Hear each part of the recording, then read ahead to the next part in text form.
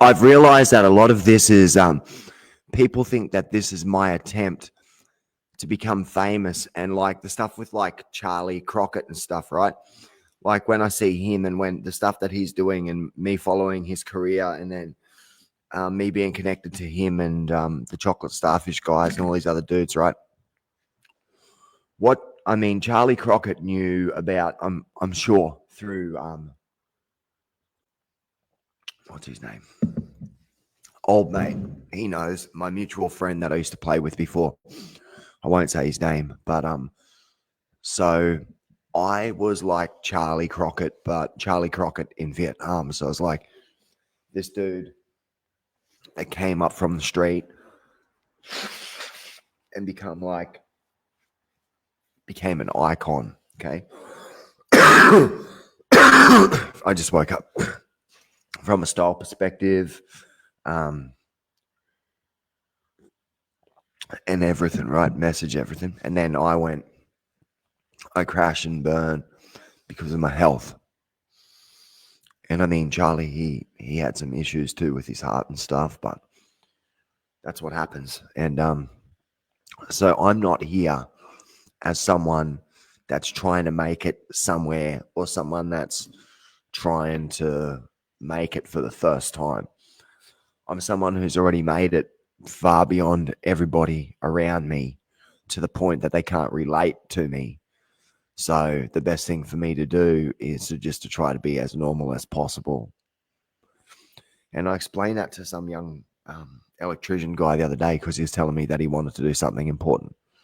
He said to me that he thinks that the preparation work that you have to do, if you're going to do what I was doing, is working out how to deal with it on the back end, like with your life and your ego and everything.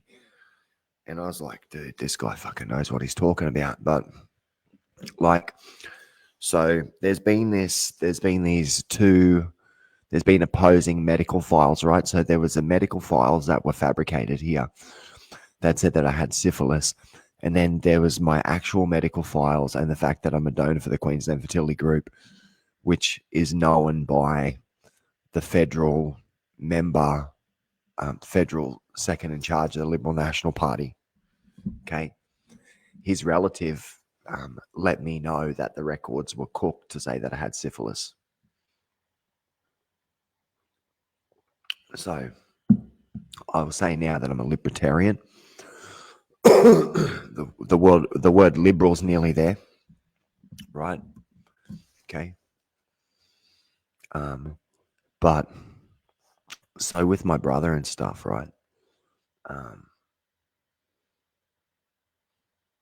To my brother and everybody, I'm not somebody in a similar situation to Paulie Shaw. And my brother, he's into like Joe Rogan, and he watches Paulie Shaw, he watches podcasts, he watches stuff about the Comedy Store, all the Rogan universe type of stuff, right? And as I said to my brother, I said, look, man, I'm connected with dudes in that universe. Like, they make me their number one global top fan, dude. Okay. And fucking shut up. You don't, shut up. My brother will start yelling at me, you crazy piece of shit, shut your mouth. You don't know what you're talking about. I'm watching their fucking stuff now. You're a fucking stupid piece of shit. You do not do podcasting. Who gives a fuck? Fuck you. No one fucking knows who you are. All this shit. This is Australia. This is how half of them act with you. So they're all going around like, why do these people know who this guy is? Big deal. He's never going to make it. We're going to make sure he never makes it. These people know this guy's a symbol for somebody who made it. And then once he made it to the top. He realized that a lot of the time you're going to get fucked over. Scott Einbinder never fucked me over, but people that broke up with him fucked me over. People that introduced me to him, that were my original friends, fucked me over and fucked him over. But that's showbiz, right?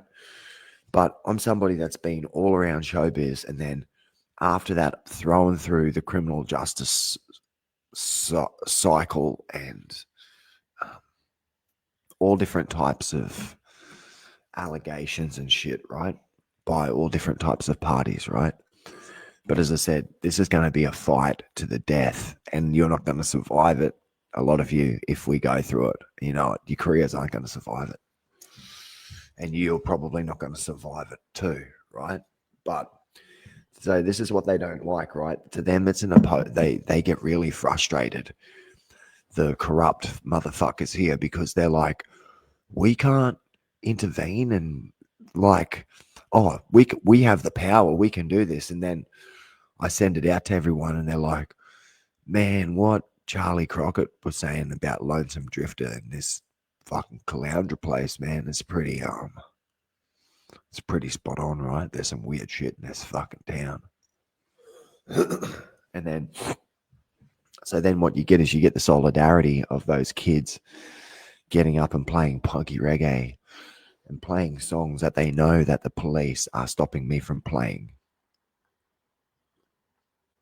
So it's like you gotta, okay, so there's Whiskey in the Jar, right? And then there's like Big Iron by Marty Robbins. So you've got Whiskey in the Jar. Whiskey in the Jar is Irish classical song, like traditional song. Then you got yeah, so you got your Whiskey in the Jar. As I was going over, right? That's this kind of thing. And then I Shot the Sheriff is very similar to Whiskey in the Jar in tradition. Waltzing Matilda is similar to Whiskey in the Jar. There's a few different songs that are touching on the same type of lyrical thing. Marty Robbins' Gunfighter Ballads album, similar to that, taking the same theme. So gangster rap is just like Marty Robbins in a song, right? In like a fucking hip hop song, like Big Iron in a hip hop song or something like that. So I'm a symbol for somebody who made it, and then their success drove the man so insane that the man had to throw all of the assets of the man at me to try to discourage you from being free thinking and creative and pursuing art and stuff, and then telling them I'm not gonna get my fingers cut off in a factory because of some fuckhead in an office on a government pension, dude. Come on, government fucking stuff. I'm stuck here. You won't let me work, and I'm not gonna die. Okay. If I was overseas, I would be I could be successful and independent, but these guys in Hollywood understand, like, they're over there and they're just like chilling, doing their thing, and like cycle around the Hollywood scene and stuff. But they don't have the criminal justice system pursuing them because they're in a crazy ass way, like they're Robert Mitchum in the 1950s, because like it's California and it's 2025. The only place where this type of thing would be deemed acceptable is in a place where you have people that have immigrated from Dunedin, Wellington, London, Edinburgh, coming here trying to tell everybody here what our standards are and shit. That's what the problem is in Queensland.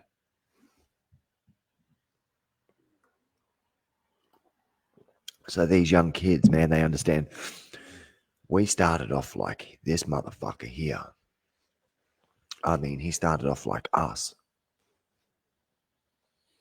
Wherever we go, this guy is here and he's come before us, right? And he's done this shit.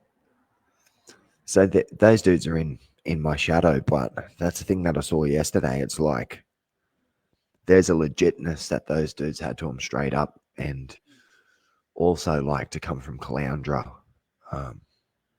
and me coming from Caloundra and being connected to the Caloundra music sound is a good thing. because I did kind of define it with scarred hope, did I not?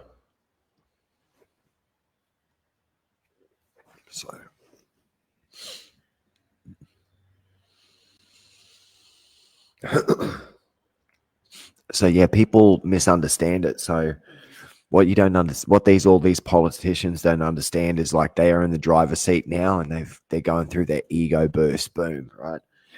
They're going through what I was going through before. So now people like Jason Hunt, they've been on the, like, they were on the rise when they were famous and when they were in the driver's seat, and then when they were voted out, now they're on the fall. So now they're feeling how I was feeling in 2019 and 2020.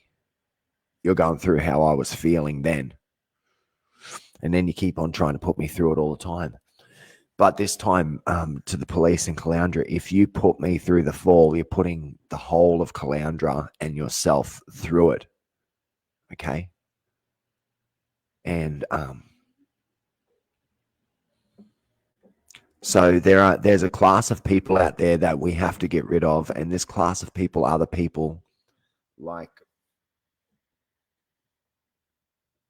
who's listening to me? There's a class of people that we have to get rid of, man. It's a class of people that say it's acceptable for you to get shot for your beliefs, to get killed for your beliefs, to get killed for free speech. People who go out of their way to try to silence people, like my mother and my brother, they're like banning. They're cancel culture 100%, unless you're talking about how cancel culture relates to them. They'll cancel me all fucking day. My family, the open checks, dudes, I love you, but you dudes will backstab me and fucking cancel me all day. Well, before anybody would, okay? Out of the whole fucking Scarred Hope crew, because whatever benefits that you'd see that you would lose or some shit like that. Okay? So, but it's like showbiz. So I had my friend bring me to the brink of the Belushi thing and then remind me about the Belushi thing to try to put me back in there again and stuff. And I don't know, man. This is just what I know. All this show business and stuff, it's what I know. It's what I do. Okay. So these police are like, we're just as big a rock star, movie star as this guy here on the Sunshine Coast. We're the cool guys. We're the definers of the culture. And it's just like they fuck everything up for themselves all the time because they don't understand that that's like, you know, like when you're young and you're trying to work out what's being cool and like trying too hard. Like my family, they'll do impersonations, but they'll do them so hard that they're insulting. Okay. I'm always trying to explain to people here woke. And then, like the response from my niece, trying to explain to people here what woke is, man. And they fight you on it. And it's like, you gotta learn, like even in America now, even when it's a Republican administration, you can't be speaking about people of color and people's ethnicity and shit like that because like a multicultural society. Okay. So that's how it works. That's a lesson of it. And I've made mistakes before, but when I made mistakes, this was a huge fucking issue going on here with my life.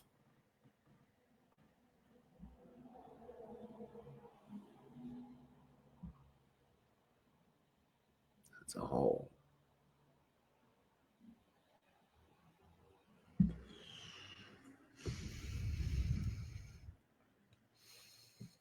So is it my problem that your job is just fucking setting people up all the time, bro? It's not.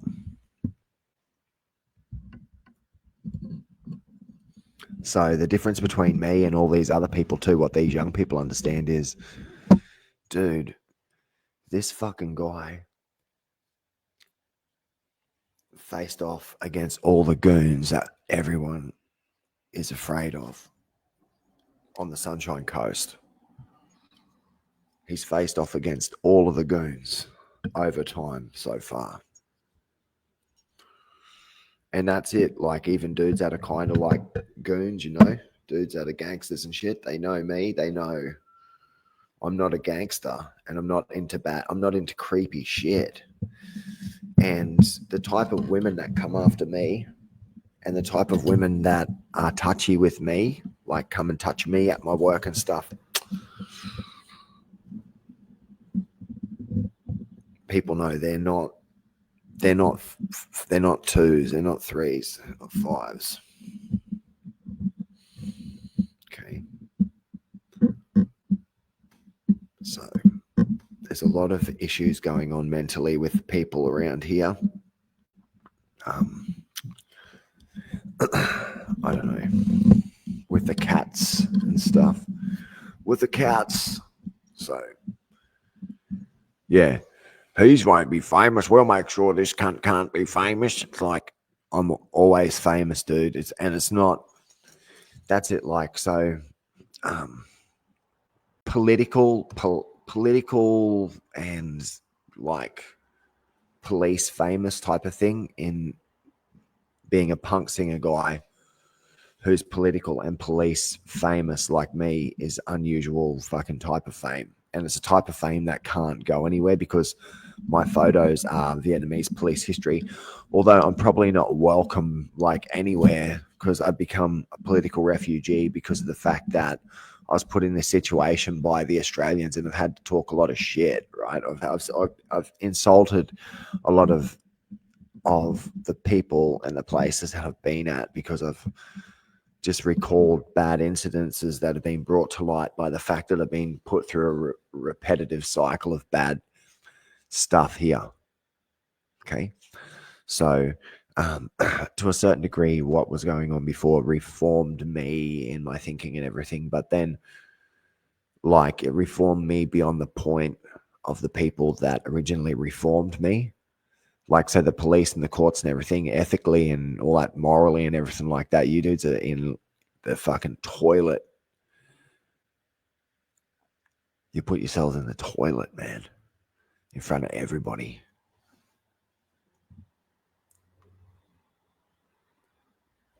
It's embarrassing.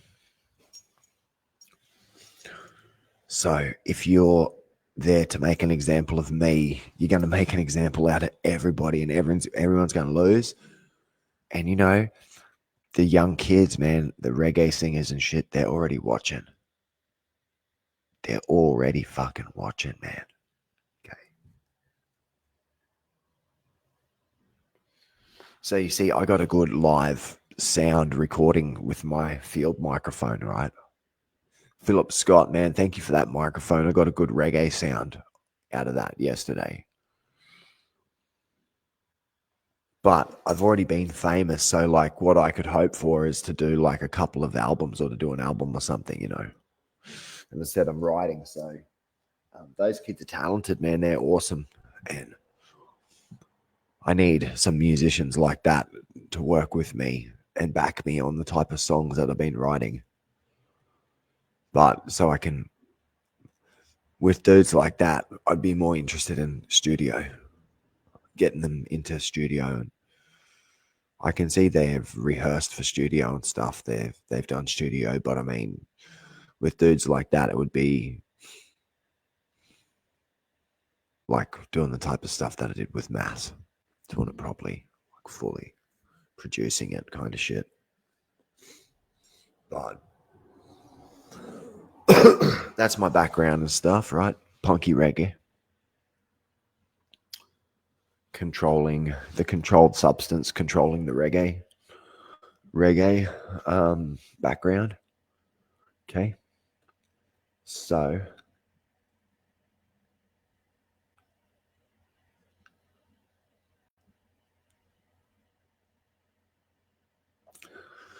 the late night show thing is something that I fell in love with when I first went to Hong Kong when I was 18, watching David Letterman on the cable in the hotel. the hotel, I had like a nice window that overlooked, maybe like a 10th floor window or something, like overlooked the marketplace at night time. Watching David Letterman, listening to Blondie, Maria, and Mighty Mighty Boss Tones. They were big songs at that time. And I think I remember watching Billy Idol sing Rebel Yell in maybe 99 or something on David Letterman when I was in Hong Kong. I always loved the late night show. Always loved the late night type of vibe, right? And then Insomniac and stuff like that, right? So the people in my hometown, they live in a vacuum because it's like, it's a city, right? It's very developed, but the people that live here, they haven't been anywhere and they assume that everywhere's like this and that, like they can do whatever the fuck they want to do because everything's just like this all the time. Oh, this amount of fucking wanker bullies with a blonde mop hair fucking haircut think that. Oh, well then it has to be real.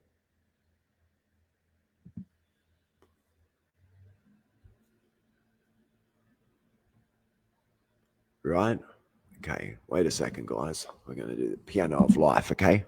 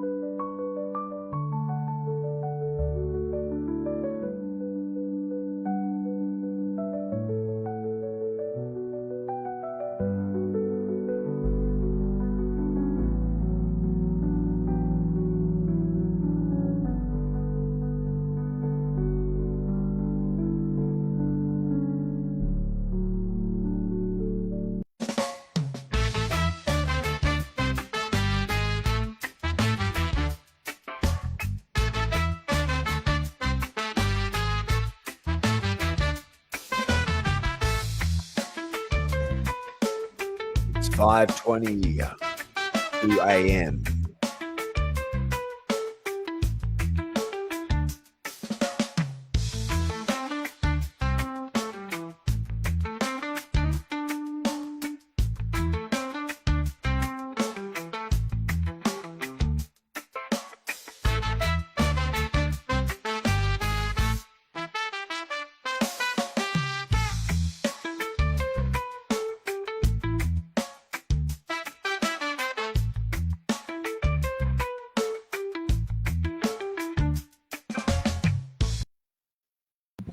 All right, yeah, so it's about 5:23 a.m. right now, and it's dawn here. You can hear the crows out there, ravens. So, as I said, guys, we got to be understanding of each other. And I think the big problem which we have been experiencing since COVID is the pandemic dysregulated everyone, especially the young people. The type of people that are committing these violent acts, these young 20-something-year-olds, right? They're all similar personality and archetype. They're all carrying a similar type of political belief, dysregulated political beliefs. Okay. So, but you can see here, beautiful. That's a coral sea straight over there, just behind that. So when I was young, off to the left a little bit more, you could see like there was more sand dunes and stuff down there in the old days. But that's coral sea right over there. It's pretty good, right? Pretty beautiful. So yeah, I don't see anybody in this community as my enemy. I want to make that clear.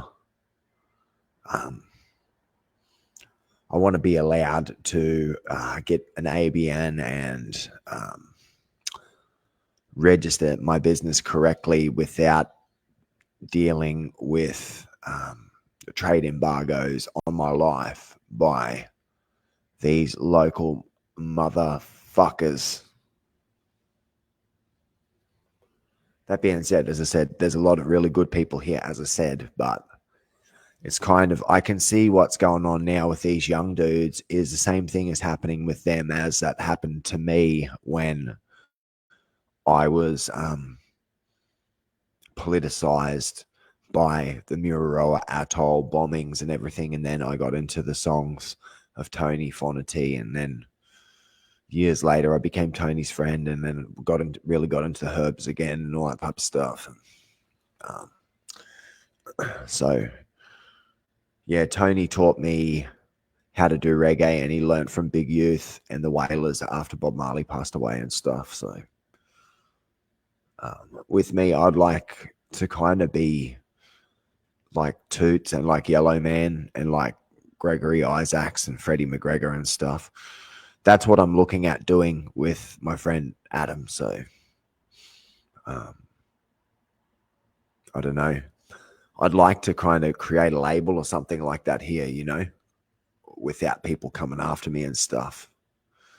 Because it's like, it's not, you know, Dogtown and Z Boys and shit. It's like I know a lot of dudes that are around those dudes. So this is what I mean. It's like I'm connected with all these dudes, and then I'm a well-known and respected like punk rock singer and like public figure in America, in like other parts of Australia, in different institutions around the world and shit, right? They think I'm cool, man, but then they know that there's a lot of people that are always coming after me and fucking with me, and that it only really started once I became famous and once I became really famous. But yeah, people try to take everything away all the time, and it's kind of stupid because what it does is like we could have there's so much potential for like my podcast and for my community and for music and all the showbiz stuff, but it keeps on being put aside by women that are concerned and the women that are like very irresponsible in their own private lives and winos and shit like that most of the time too, and hypocrites and cheaters and all that type of stuff. Most of them aren't, but a lot of them are. And then they're trying to judge you and tell you who you are. It's like, I think you guys are just, everything that's going on with you is some form of evil. I don't know. So, guys, we will see what this week shall bring. But, yeah, there's real world consequences for acting this way. And now people see it's like libertarian is a better way to be, okay? I'm not telling you to be a liberal or to be a conservative or to be Liberal National Party or to be Australian Labor Party. I'm saying be a libertarian, which is in the middle, which is somebody who is like wants everybody to have rights and stuff and liberty and is for government intervention when the government is like helping you but otherwise leaving you the fuck alone, which is what everybody here expects anyway. And they say that that's a liberal way, but that's also a libertarian way. Okay. So, yeah. Beautiful morning out there.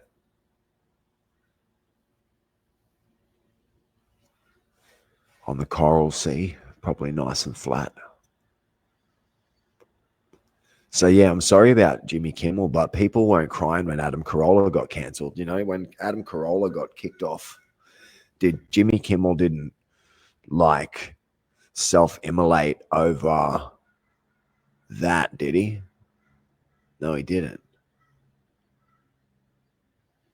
So the thing that concerns me is like as soon as I became a sperm donor and my sperm was put out there, that's when the mafia was sent after me by the coppers and shit around here. That's pretty scary, right? Once you've donated your sperm and to this sperm donation group, that's when they come after you with the fake syphilis and the murder to try to murder you. It's pretty scary. It makes you think like, why would you ever fly to Australia and have anything to do with Queensland if it's occupied by these particular individuals, if they have power and influence? The answer is you wouldn't. The worst decision I ever made was to fly back here. It's my own country, and there's probably people trying to get me in other countries and shit, but the worst decision, like the most disrespect that I've fucking seen in any country is here.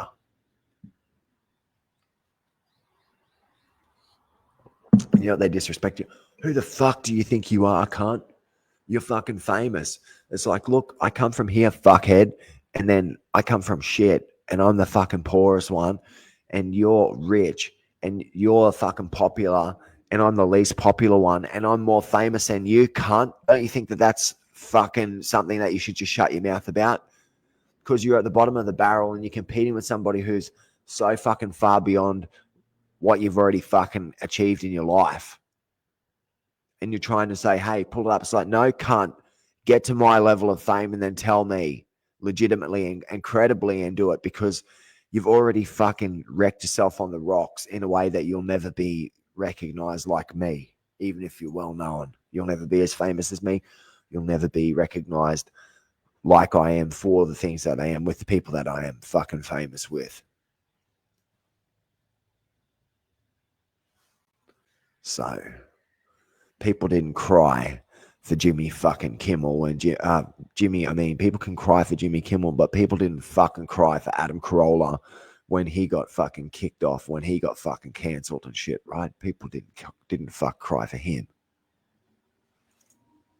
Happens, man. When Dice got cancelled like me too. People fucking trying to tell me who Dice is. Oh, Dice isn't popular. Oh, Shapoli is like, fuck you, man. These dudes are fucking relevant. And so, as I said, yeah, I'm probably going to reach out and try to get some of these dudes on my show this week or something. But thanks for listening, guys. It's 5:32 a.m. here on the Coral Sea. I'm going to stop broadcasting now. Thank you.